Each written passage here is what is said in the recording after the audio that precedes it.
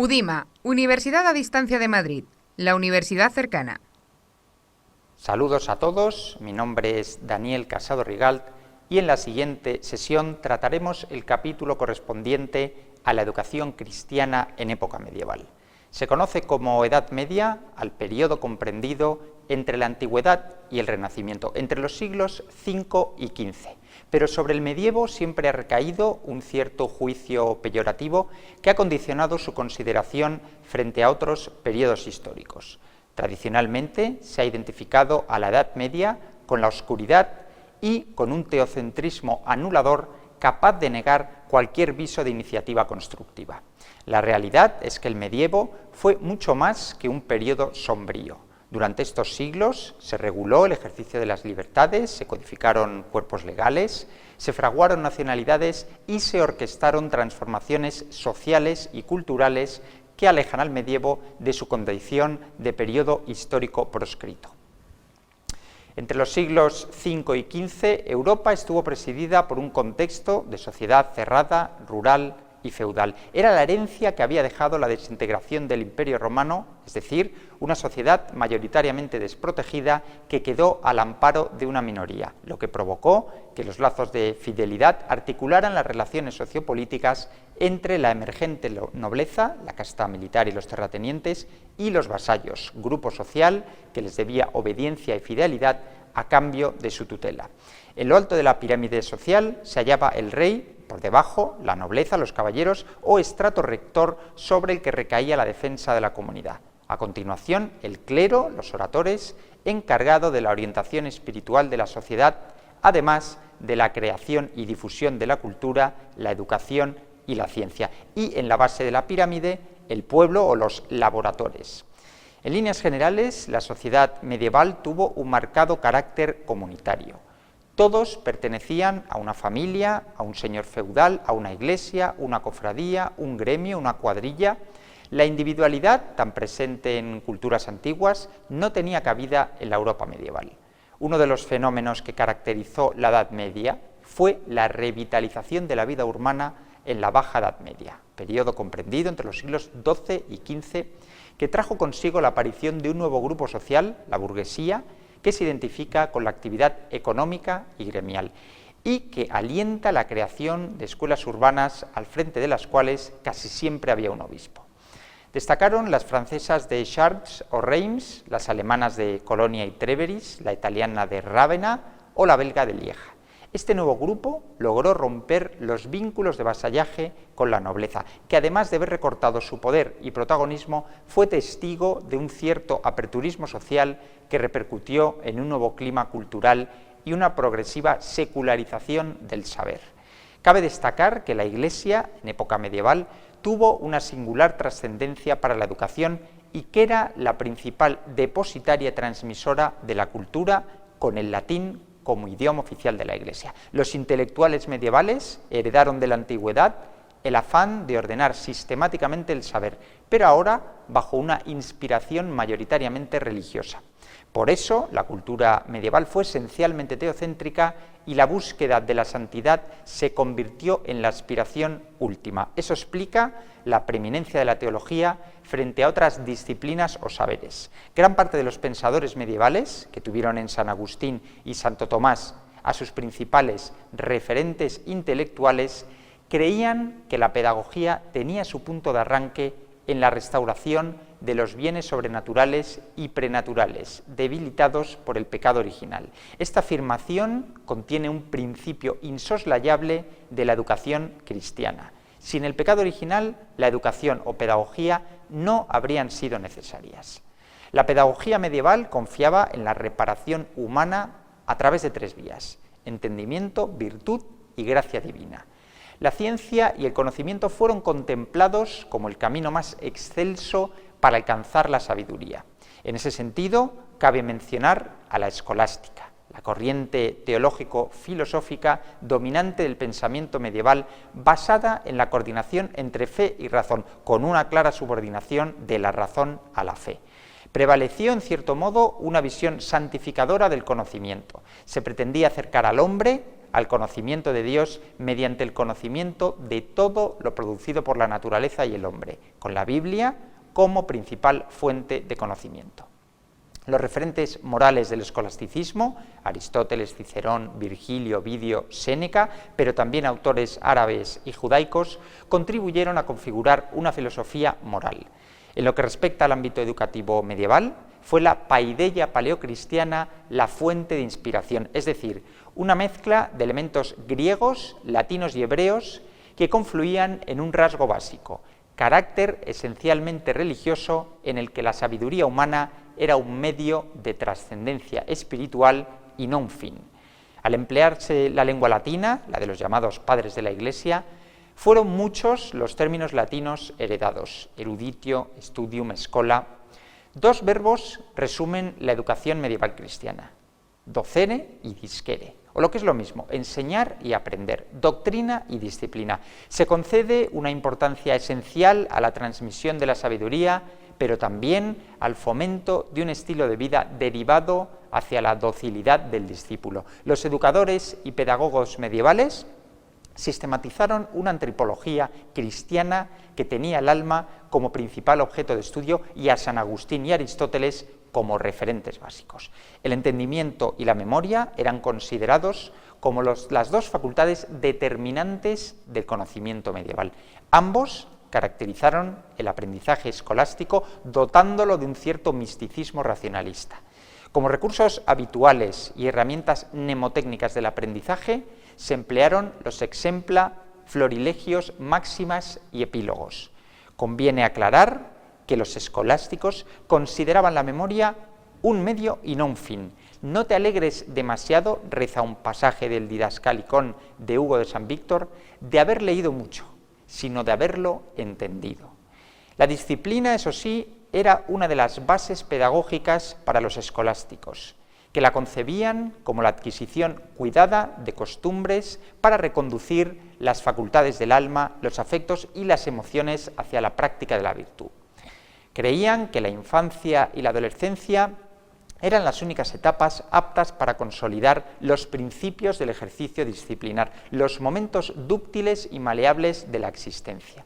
El propio San Agustín confiaba en las amenazas, los azotes, las varas y la represión como medios óptimos para una correcta educación que aleje de la ignorancia y calme los deseos desordenados. En De Civitas Dei decía: corrígele porque es pecador, mas compadécele porque es hombre. También es cierto que otros, como Vicente de Beauvais, siguiendo el discurso del pedagogo de época romana Quintiliano de Calahorra, abogaban por una severidad acompañada de una dulce mansedumbre y una mesura prudente. En términos globales, el hombre medieval recibió dos clases de formación, una cristiana, como miembro de la Iglesia, y otra ligada a la sociedad civil, a la dimensión humana. La formación de los laicos no era igual que la recibida por los clérigos, y a su vez la de estos últimos era distinto según se tratara de clérigos seculares o clérigos regulares, los que vivían en régimen de celibato. Los regulares podían ser monjes dedicados a la oración y el trabajo, ora et labora, o frailes, cuya actividad se decantaba hacia la preeducación o la asistencia espiritual. Además, cada tipo de educación se impartía en un ámbito social concreto o una institución escolar determinada. Los clérigos seculares se preparaban en las escuelas parroquiales, episcopales o catedralicias y en las universidades. Los monjes se formaban en escuelas monacales, monasterios, y los frailes recibían formación en estudios, escuelas conventuales o universidades. En cuanto al estamento de más alto rango, los nobles se educaban en la corte conducidos por un preceptor, igual que el futuro monarca, que contaba con preceptores o ayos, sobre todo a partir de la Baja Edad Media, entre los siglos XII y XV. En lo que respecta a los intelectuales laicos, estos se formaban en las escuelas, estudios municipales o en las universidades. Los comerciantes lo hacían en las escuelas de ábaco, los artesanos en los gremios y los siervos recibían una educación informal en el seno de la familia, o en la parroquia o en la comunidad.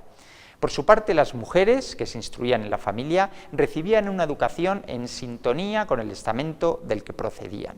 En general, la educación medieval tiene un carácter totalizador y es el resultado del ideal más genérico de la santidad. Se busca la salvación eterna. La asimilación de conocimientos ocupaba un lugar secundario, era más bien instrumental. Cabe distinguir dos modelos principales: la formación eclesiástica y la secular o civil, dividida a su vez en nobiliaria o caballeresca y popular. Pero todas ellas tenían en común el trasfondo ético-religioso de la formación recibida. En cuanto a las inspiradoras de la educación medieval, deben citarse la tradición cultural y pedagógica grecorromana y judeocristiana, especialmente las llamadas 7 artes liberales, consideradas como las 7 columnas de la sabiduría o las 7 virtudes, y contenidas en 2 grandes bloques: trivium, o artes similares a lo que hoy conocemos como cultura general, gramática, retórica y dialéctica, y quadrivium, o disciplinas de carácter más especializado como aritmética, geometría, astronomía y música.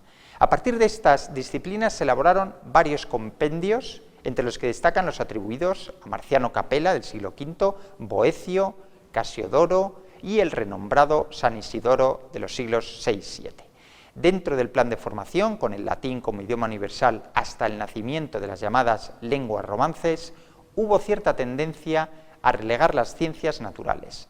La asimilación de cultura y erudición, además, no se consideraba prioritaria per se, sino por su capacidad para facilitar el asentamiento de virtudes morales y religiosas. En las escuelas medievales cabe distinguir 3 etapas o niveles: escuela elemental, donde se aprendían los rudimentos de la lengua latina; nivel medio, en el que se abordaba la enseñanza de la gramática y de técnicas encaminadas a la interpretación de los textos sagrados; y el nivel superior, consagrado al estudio de cuestiones teológicas y otras disciplinas como derecho o medicina.